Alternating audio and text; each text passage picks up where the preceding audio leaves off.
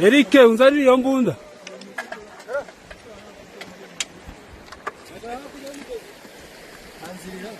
Ndiririhe.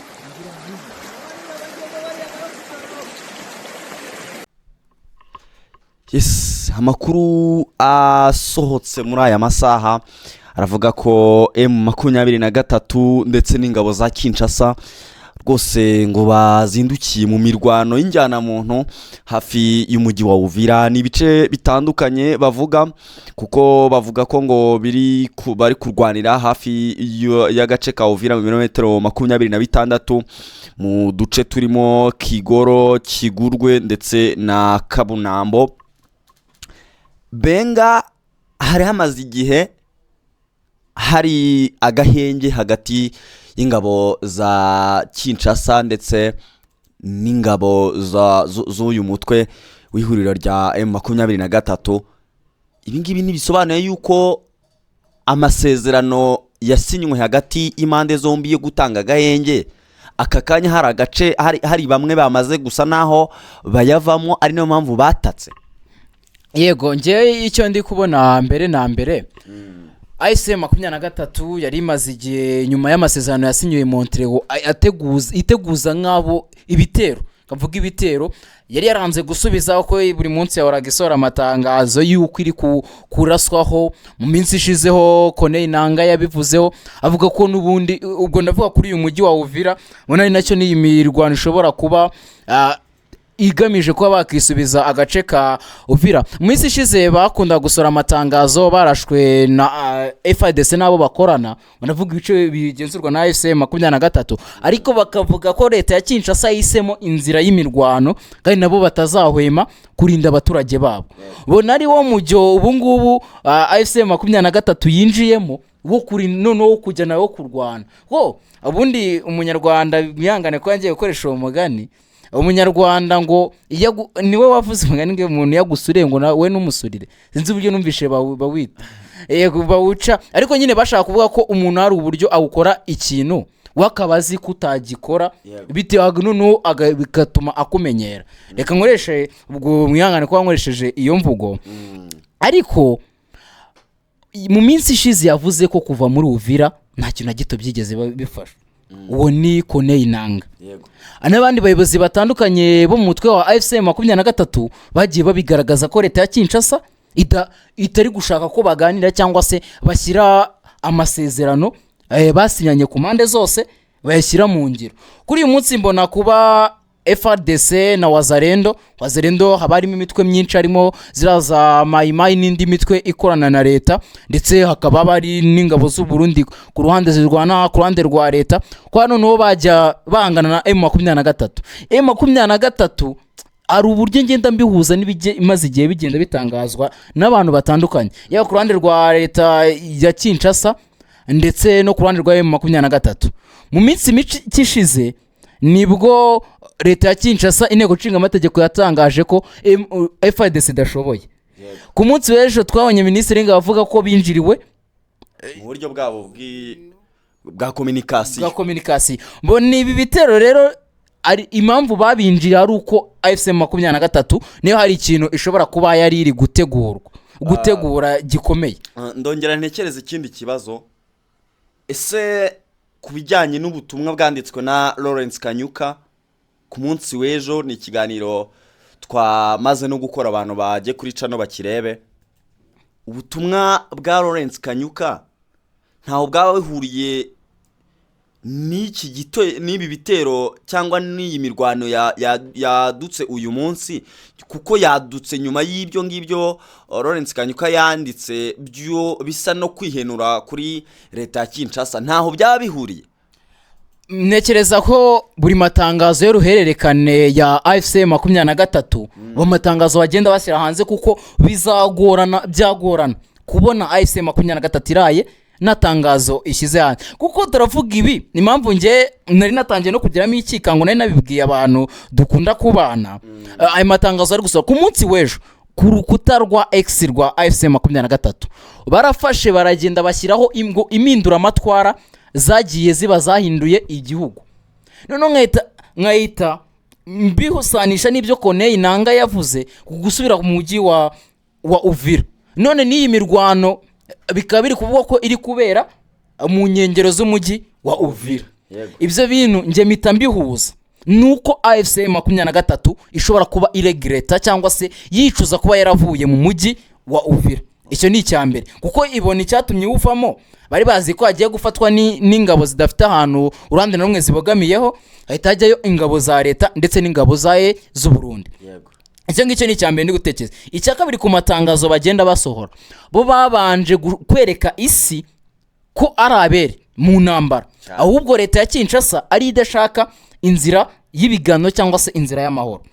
Noneho nyuma y'uko beretse isi uruhande rwabo rw'uko ari abere, noneho bashaka guhita bagaragariza isi ko mo bararinda iki abaturage. Rero mu kurinda abaturage, niba umwanzi ari kuva muri Uvira, ubwo ahanini ni abarundi baba bari aho ngaho baba bagiye gufunga, ko abarundi bavuga ko nyine Uvira ni ikiraro gihuza Burundi na Congo mu buryo bworoshye.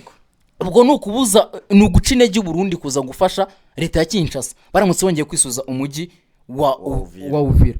Noneho bikaza no gutuma leta ya Kinshasa nayo hano uburyo ari uburyo yameraga nk'iri gucungira hafi za Goma. Noneho baratangira kugenda bagira gute bayigizayo. Ibyo ngibyo nkabona ni ibintu nyine biri gutegurwa. Ngende umwe mu bantu nyibona aya matangazo ya AFC M23, nkabona ibyo abayobozi bagenda batangaza aya mahugurwa maze igihe ari kuba, nibonaga ko ingabo za M23 zishobora kuba zirambiwe kwihangana bitewe no kunanizwa mu bijyanye n'amasezerano bya Kinshasa. Ndetse noneho icyo niteze nuko iyo ari umukoro bagiye kongera guha iki amahanga, imiryango mpuzamahanga, kuko cyagiye bari mu gahenge bakaraswaho ntacyo yigeze ibivugaho. Noneho ubu ngubu ni ugutegereza, ahubwo ubu nabo bagiye kureba ise noneho ya miryango mpuzamahanga iza kongera kugaruka kuvuga ivuga ati muve muri ibyo bice. Kuko bakubwira ko kugira bave muri Uvira bavuze ko ari kubera kubahiriza amasezerano i Washington, ariko abasesenguzi mu bya politike bakubwira ko ari igitutu mpuzamahanga by'umwihariko bashyizweho na leta i Washington.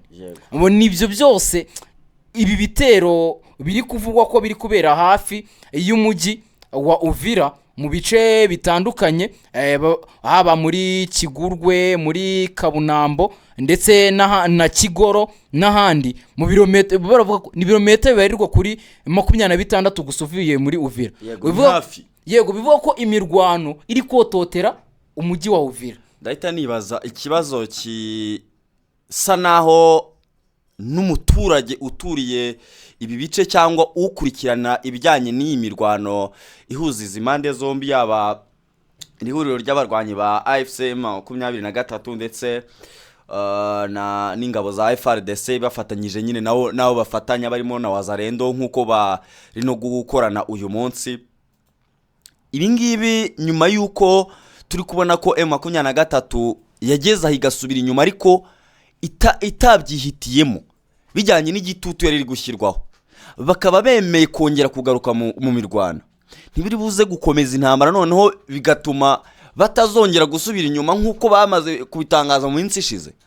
AFC M23 nekereza ko mbere na mbere kugira yo yemere guhagarika imirwano ikiragiye bitari kurwana n'ukwera amasezerano nuko nabikubwiye, yayivugaga ko bagomba guhundi kuguma mu bice byabo na Kinshasa ikaguma mu bice byabo bagenzura, ariko Kinshasa nigeze igira gute ibyubahiriza yasubiye kwatera. Yakomeze no gutera abaturage igenda bateramo ibisasu n'amadrone. Yego, kandi bo bavuga ko intego y'abanyamukuru ari ukurinda abaturage b'abasivile cyangwa se inzira karengane ziri muri Kongo.